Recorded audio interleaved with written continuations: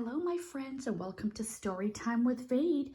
Today we will be reading a new book called A Moving Story. It's written by Beth, Ferry, and Tom Lichtenheld and illustrated by Tom Booth. Let's jump right into A Moving Story. Pete and Tiny were movers. Their broad shoulders and strong hands were just the right size for moving things.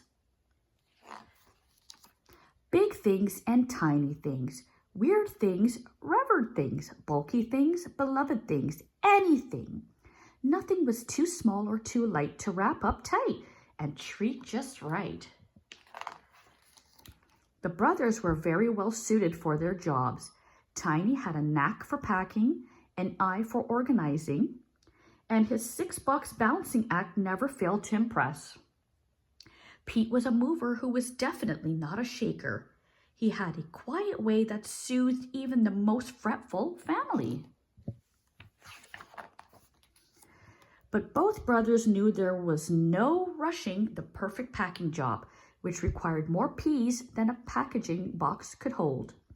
Padding, peanuts, paper, packaging, preparation, protection, patience, phew. Tiny and Pete were in the middle of one of their biggest jobs ever. The panda family was moving. Hoopsie, said Pete. Hoove it, said Tiny. Got her? Asked Pete. Got her, said Tiny. Torquey, said the littlest panda.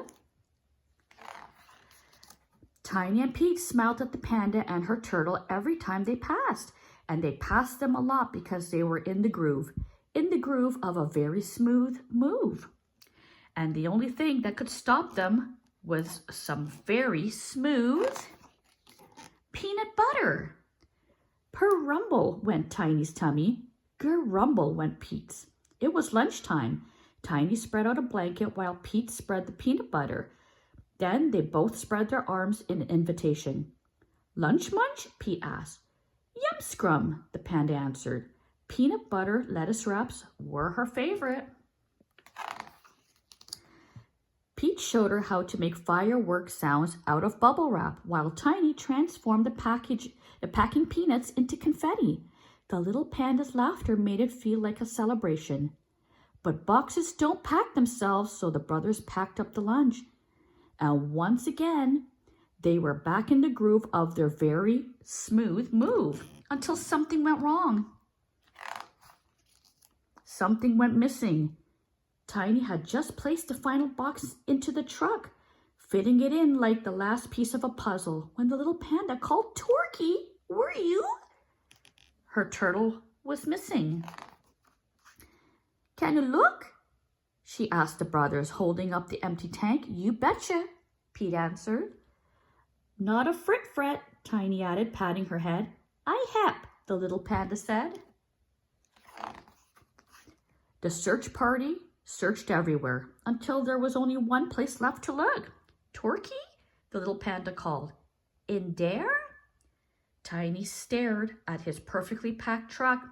Whoa, no, he said, shaking his head. But Pete was staring at the little panda. Tiny, he said softly. Tiny turned and saw the little panda, and he remembered that nothing and no one was too small or too slight to treat just right. So the brothers pulled out couches and credenzas and carton after carton after carton. They opened boxes, unrolled rugs, and unpacked all their careful packing. But there was no sign of Torquey, and they had no choice but to repack the truck. Thank you for trying, Mr. and Mrs. Panda said. Hanku, the little panda sniffed, patting each brother on the knee.